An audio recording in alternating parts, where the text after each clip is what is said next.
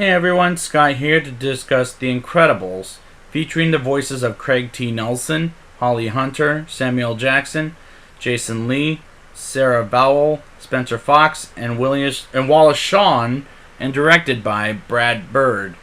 Now, I remember seeing this back in high school when it came out in theaters, and I'm looking forward to the sequel, so let's get into this original film.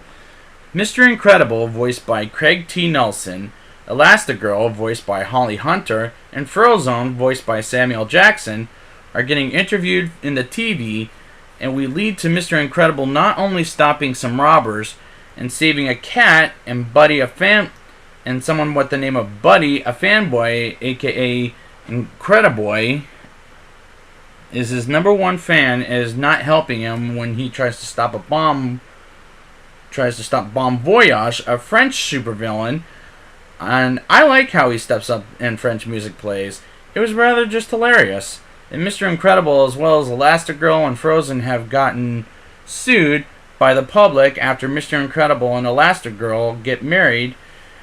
And Mr. Incredible tries to save the guy's life.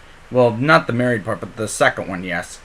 I really like how they pulled all this off in the first 10 minutes. It was just great.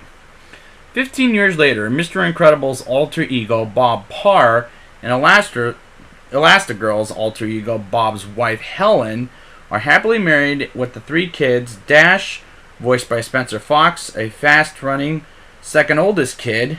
The firstborn is Violet, voiced by Sarah Vowell, with invisibility powers, and Jack Jack, the baby, which I like how Pixar makes people like the characters.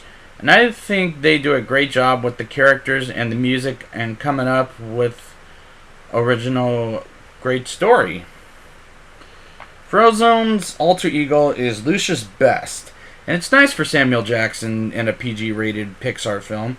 I think he's a great role model like Mr. Incredible and Elastigirl.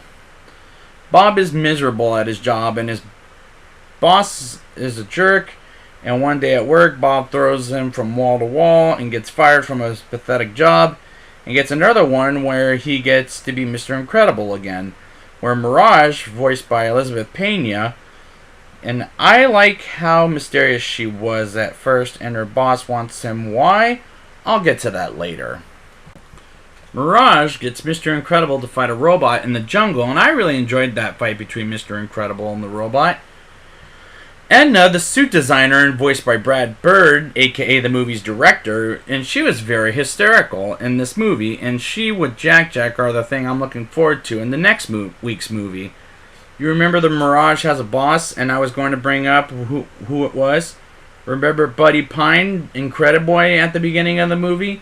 He's now known as Syndrome, voiced by Jason Lee, who I know these days as the guy who yells Alvin in these movies, but otherwise well known for these movies.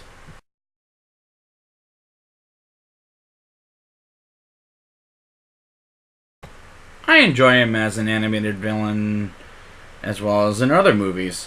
Mr. Incredible gets captured by Syndrome. Meanwhile, Elastigirl goes to save his booty with Violet and Dash without Jack Jack, who is looked after by Kari, and they all come to Mr. Incredible's rescue, and it leads to a lot of fun action sequences. I like when the guards chase Dash and he runs in the water. I thought that was pretty clever, and Violet hides in the water while a guard tries to find her was also very clever.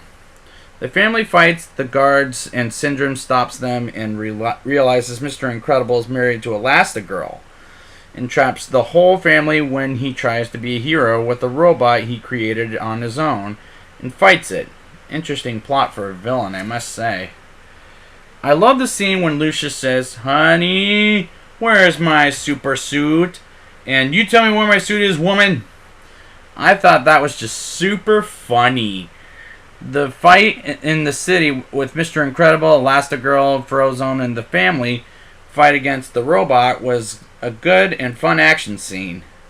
Before we end the movie, Syndrome almost takes Jack Jack away, and he turns into something with fire and a monster and fights Syndrome and Elastigirl gets thrown to Jack Jack to catch him.